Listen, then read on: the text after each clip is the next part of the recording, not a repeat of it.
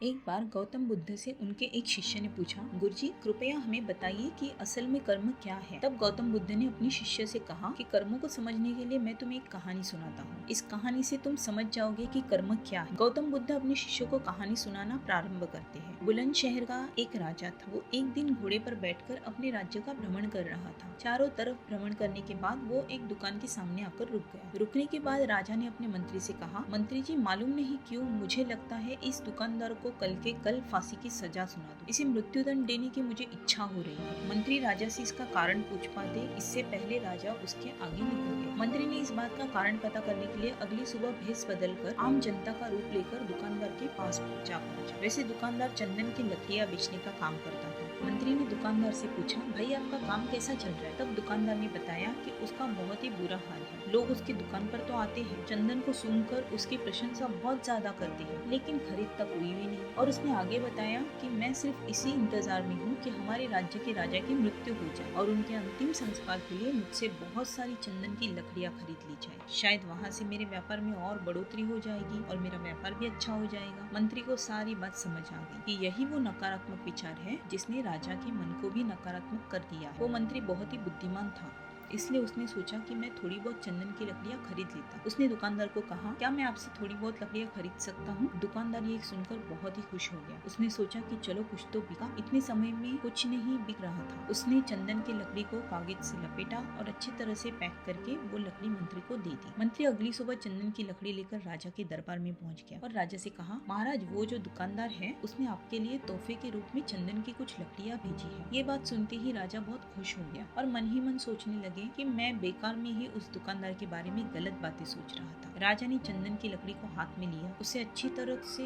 सूंघा। उसमें से बहुत ही अच्छी सुगंध आ रही थी। राजा इससे बहुत ज्यादा खुश हुए और उस दुकानदार के लिए मंत्री के हाथों से सोने के सिक्के भिजवा दिए। उसी आम जनता का रूप लेकर मंत्री अगले दिन सोने के सिक्के के साथ दुकानदार के पास पहुंचा। दुकानदार बहुत ही खुश हुआ। उसने सोचा मैं राजा के बारे में कितनी गलत बातें सोच रहा था। राजा तो बड़े ही दयालु है। दोस्तों यहीं पर गौतम बुद्ध ने ये कहानी खत्म कर दी। ये कहानी जब खत्म हुई तब गौतम बुद्ध ने पूछा कि अब आप बताइए कर्म क्या होता है। शिष्य ने उत्तर देते हुए कहा, ये शब्द ही हमारे कर्म है। हम जो काम करते हैं वही हमारे कर्म है। जो हमारी भावनाएं हैं वही हमारे कर्म है। गौतम बुद्ध ने सभी शिष्य के जवाब सुनने के बाद ये कहा, आपके विचार ही आपके कर्म है। अगर आपने अपने विचारों पर नियंत्रण करना सीख लिया तब आप एक महान इंसान बन जाते हैं। जब आप अच्छा सोचते हैं तब आपके साथ अच्छा ही होता है और अच्छा ही होता रहेगा। दोस्तों आपने देखा कि अगर आप अच्छा सोचोगे तो दूसरे लोग अपने आप आपके बारे में अच्छा सोचने लग जाएंगे। इसीलिए अच्छा सोचने की कोशिश करें। दोस्तों कर्म क्या है,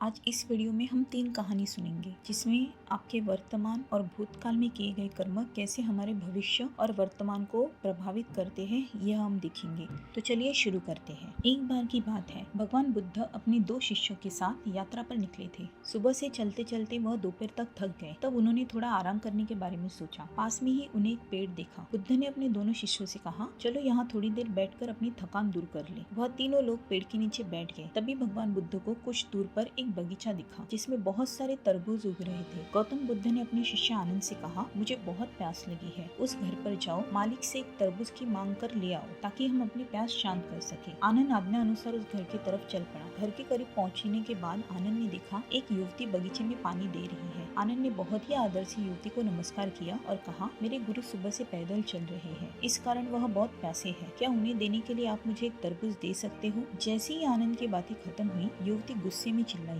मेरे पास तुम्हें देने के लिए कुछ नहीं है, फौरन तुम मेरे बगीचे से बाहर निकल जाओ। आनंद युवती को नाराज ना करते हुए खाली हाथ वापस लौट आया और सारी बात भगवान बुद्ध से बता दी। भगवान बुद्ध बस मुस्कुरा दिए और अपने दूसरे शिष्य से बोले, कश्यप जाओ तुम तरबूज मांग कर लाओ। कश्यप के मन में संदेह था कि क्या वह युवती उसे तरबूज देगी। फिर भी उसका कर्तव्य था कि वह अपने गुरु की आज्ञा का पालन करे, इसलिए वह घर की तरफ आगे बढ़ता रहा। जब युवती की नजर इस सन्यासी पर पड़ी तब युवती के चेहरे पर मुस्कान खिल गई। वह युवती भी नहीं समझ पाई कि उसके चेहरे पर यह मुस्कान क्यों है। वह युवती कश्यप के पास गई, उनके पैरों में झुककर नमस्कार किया और उनसे पूछा, आप कौन है। कश्यप ने अपना परिचय दिया, साथ ही उसके पास आने का कारण भी बताया। युवती ने उन्हें आदर पूर्वक बगीचे में लेके गई। फिर बगीचे से बड़ी सावधानी पूर्वक चुनकर एक तरबूज तोड़कर लाई और उनसे बोली, आदरणीय संत आनंद यह इस बगीचे का सबसे अच्छा तरबूज है, कृपया इस भेंट को स्वीकार करें। कश्यप भी युवती के इस व्यवहार से काफी हैरान थे। कश्यप आभार व्यक्त करते हुए वहाँ से लौटने लगे। आनंद ने देखा कि कश्यप एक बड़ा तरबूज लेकर लौट रहे हैं। यह देखकर आनंद को भी बड़ी हैरानी हुई, लेकिन गौतम बुद्ध के चेहरे पर शांति के भाव थे। दोनों शिष्य बुद्ध से कुछ पूछे इससे पहले गौतम बुद्ध ने कहा, चलो मैं आपको एक कहानी सुनाता हूँ। बहुत पहले दो साधु एक यात्रा पर थे। वह दोनों काफी अच्छे दोस्त भी थे। गर्म दिन और तेज धूप में वह सुबह से चल रहे थे, जिससे वो प्यास और थकान से भर गए थे। तभी अचानक उनकी नजर सड़क के किनारे मरी हुई बिल्ली पर गई। उस बिल्ली के शव से तेज बदबू आ रही थी। पहला साधु अपनी नाक पर हाथ रखते हुए वहाँ से तेजी से भागा, लेकिन दूसरा साधु बिल्ली के पास गया, उसके लिए प्रार्थना करने लगा, आप बौद्ध धर्म की शरण में जाए, आपको ज्ञान की प्राप्ति हो, दोबारा आपका जन्म किसी बेहतर जगह पर हो। प्रार्थना समाप्त करके साधु ने अच्छे से एक गड्ढा खोदा और बिल्ली को दफनाकर आगे बढ़ गया। आखिरकार एक दिन बिल्ली का इंसान के रूप में जन्म हुआ। आप अभी जिस युवती से मिले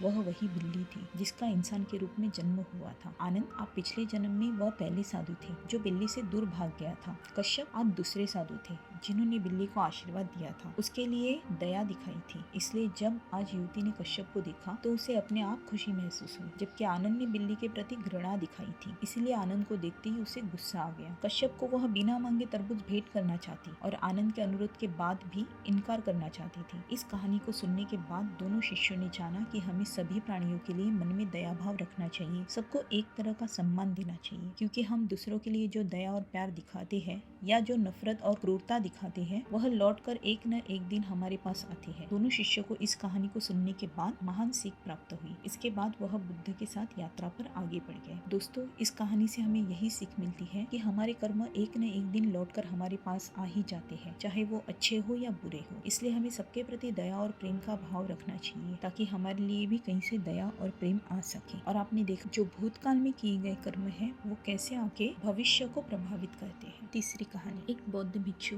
और उनका युवा शिष्य एक जंगल में कुटिया बनाकर रहते थे। बौद्ध भिक्षु बड़े ही बूढ़े हो चुके थे और उनका शिष्य अभी भी जवान था। बूढ़े बौद्ध भिक्षु एक बहुत ही बड़े ध्यानी व्यक्ति थे। जब वे ध्यान करने बैठते थे तो 2-2, 3-3 दिनों तक वो ध्यान ही करते रहते थे। उन बूढ़े बौद्ध भिक्षु के पास एक बहुत ही अनोखी शक्ति थी कि वो ध्यान की अवस्था में भविष्य को भी देख सकते थे। एक दिन जब वो ध्यान कर रहे थे तो उन्होंने देखा कि आज से 8वें दिन उनके युवा शिष्य की मृत्यु होने वाली है। उन्होंने अपने शिष्य को अपने पास बुलाकर कहा, मैं तुम्हें अगले 7 दिनों की छुट्टी देता हूँ, तुम इन 7 दिनों के लिए अपने घर जाकर आ सकते हो। शिष्य ने खुश होकर कहा, क्या सच में गुरुवर? गुरु ने कहा, हाँ। शिष्य ने कहा, कितने दिनों से अपने घर वालों को बहुत याद कर रहा हूँ, मुझे भी अपने घर वालों से मिलने का मन कर रहा था। शिष्य ने मुस्कुराते कहा। गुरु ने कहा, ठीक है, तब तुम जा सकते हो, लेकिन याद रहे 8वें दिन की सुबह होते ही तुम्हें निकलना होगा, शाम तक तुम्हें यहाँ वापस पहुँचना है। शिष्य ने हाँ में सिर हिलाते हुए कहा, ठीक है गुरुवर, मैं पहुँच जाऊंगा, लेकिन आप अपना ख्याल रखिए, अभी आप बहुत बूढ़े हो चुके हैं, इसलिए आश्रम का कोई भी काम हो तो उसे मेरे लिए छोड़ दे, मैं वापस आते ही उस काम को पूरा कर दूंगा। इसके बाद से गुरु का आशीर्वाद लेकर वह शिष्य निकल पड़ा, बिना यह देखे कि गुरु की आंखों में अपने शिष्य के खोने का दर्द था। शिष्य जिस रास्ते से जा रहा था उस गांव के रास्ते पर एक नदी पड़ती थी। उस नदी के किनारे चींटियों का एक टीला था जहाँ लाखों चींटियां थी। उनमें से कुछ चींटियां लगातार टीले के अंदर जा रही थी, कुछ बाहर आ रही थी, जिसमें से कुछ चींटियां एक दूसरे से टकरा जाती और फिर अपना रास्ता बदल लेती। यह सब देखकर उस शिष्य को बड़ा आनंद आ रहा था। वो कुछ देर वहीं खड़ा होकर उन चींटियों को देखता रहा। फिर अचानक उसका ध्यान नदी की तरफ गया। उसने देखा कि नदी का पानी धीरे धीरे बढ़ रहा है, जिससे उठने वाली गहरी लहरें इन चींटियों के टीले तक पहुंच सकती हैं, जिसकी वजह से ये लाखों चींटियां बेवजह मारी जाएंगी। ये ख्याल उसके दिमाग में आते ही तुरंत ही अपने ऊपर के कपड़े उतारी और उसने मिट्टी भरकर चींटियों के टीले के चारों तरफ एक घेरा सा बना दिया। साथ ही उसने बड़े ही कलात्मक तरीके से मिट्टी को काटकर एक छोटी सी नाली बना, ताकि लहरों से आने वाला पानी नाली के माध्यम से वापस नदी में चला जाए। इसके बाद वह नदी पार करके अपने घर चला गया। घर पहुंचने के बाद 7 दिन कैसे बीत गए उसे पता ही नहीं चला। 7वें दिन उसे याद आया कि कल शाम तक तो गुरु ने आश्रम वापस लौटने का आदेश दिया है। उसने उस रात ही अगली सुबह आश्रम के निकलने के हेतु सारी तैयारी कर ली थी। सुबह होते ही वह आश्रम के लिए निकल पड़ा। उसे उम्मीद थी कि वह शाम होने से पहले आश्रम वापस पहुंच जाएगा। शाम हो चुकी थी। यहाँ गुरु आश्रम में बैठे बैठे ये सोच रहे थे कि आज तो 8वां दिन है और मेरा शिष्य मुझे इस दुनिया को छोड़ के जा चुका होगा। वो इस बात से काफी दुखी, वो मरने से पहले आखिरी बार अपने शिष्य को नहीं देख पाए। गुरु बैठकर ये सब सोच ही रहे थे कि उन्हें दूर से एक इंसान आता हुआ दिखाई दिया। उन्होंने ध्यान से देखा तो वो चौंक गए। अरे ये तो मेरा शिष्य है। गुरु ने दौड़कर शिष्य को गले से लगा लिया, लेकिन वो इस बात से अचंभित थे कि 7 दिन बीत जाने के बाद भी अब तक वो कैसे जिंदा है। गुरु ने उससे कहा, यहाँ से जाने के बाद तुमने जो कुछ भी किया है मुझे बताओ। तब शिष्य ने उस चींटियों वाली कहानी भी गुरु को सुनाई। कहानी सुनते ही गुरु को ये समझते देर न लगी, जिसने लाखों चींटियों की जान बचाई थी और इसके उसी कर्म का ये परिणाम था, उस शिष्य को एक लंबा और खुशहाली भरा जीवन प्राप्त हुआ है। कहानी सुनने के बाद गुरु के मुंह से अनायास ही निकल गया कि कर्म लौट कर जरूर आते हैं। शिष्य को गुरु की इस बात का मतलब समझ नहीं आया, लेकिन उसने पूछा कि गुरुवर आपने ऐसे क्यों कहा। तब उन्होंने शिष्य को यह बात बताई कि मैं जब 7 दिन पहले ध्यान में बैठा था तभी मैंने तुम्हारी मृत्यु देख ली थी। 7 दिन के बाद आज 8वें दिन तुम्हारी मृत्यु तय थी। तब शिष्य ने पूछा, तो गुरुदेव आपने मुझे यह चीज पहले क्यों नहीं बताई। गुरुदेव ने कहा, अगर मैं तुम्हें पहले ये चीज बता देता तो तुम्हारे मन में मृत्यु का भय रहता और तुम जो भी कर्म करते वो स्वार्थी होता। आज तुम्हें जो जीवन प्राप्त हुआ है वह तुम्हारे निस्वार्थ कर्म की वजह से प्राप्त हुआ है। आज तुमने जो कर्म किया वो निस्वार्थ था। तुमने लाखों चींटियों की जान बचाई, पर उसमें तुम्हारा कोई भी स्वार्थ नहीं था। अगर यही चीज मैं तुम्हें पहले बता देता तो तुम उस चीज को अपने स्वार्थ के लिए करते थे। दोस्तों, अगर हम देखें तो अपनी जिंदगी में खुशी खुशी जीने का सबसे आसान तरीका यही है कि हम बस अच्छे कर्म करते रहें। दोस्तों, अच्छे कर्म हमारी जिंदगी में आने वाले दुख और परेशानियों को कम कर देते हैं। हम जो भी कर्म करते हैं उसका 10 गुना हमें लौट के मिलता है। तो अब आप सोचिए कि आपको कौन से कर्म करने हैं और आप जो कर्म कर रहे हैं उन पे आपको विश्वास होना चाहिए। अच्छे कर्म करने के लिए जरूरी नहीं है कि हमारे पास पैसा ही होना चाहिए और ना ही सिर्फ किसी की जान बचाना ही अच्छा कर्म कहलाता है। किसी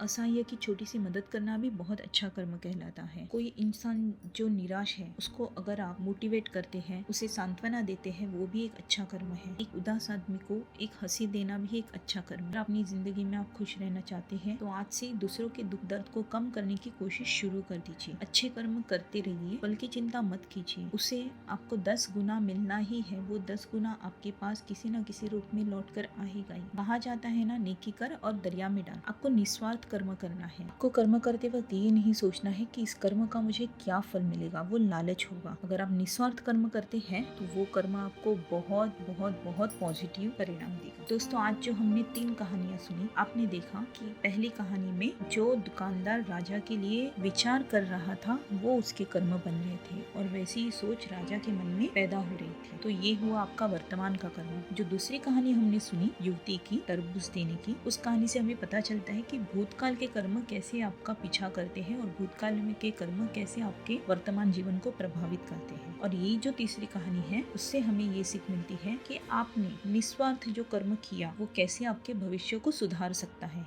आपकी नियति में कुछ भी लिखा हो आप उसे बदल सकते हैं। You are the creator of your own destiny. So आप अगर चाहे तो अच्छे कर्म करके आपकी नियति बदल सकते हैं। Thank you for watching. अगर आपको ये कहानी अच्छी लगी हो तो please like and share and channel को सब्सक्राइब जरूर कीजिए।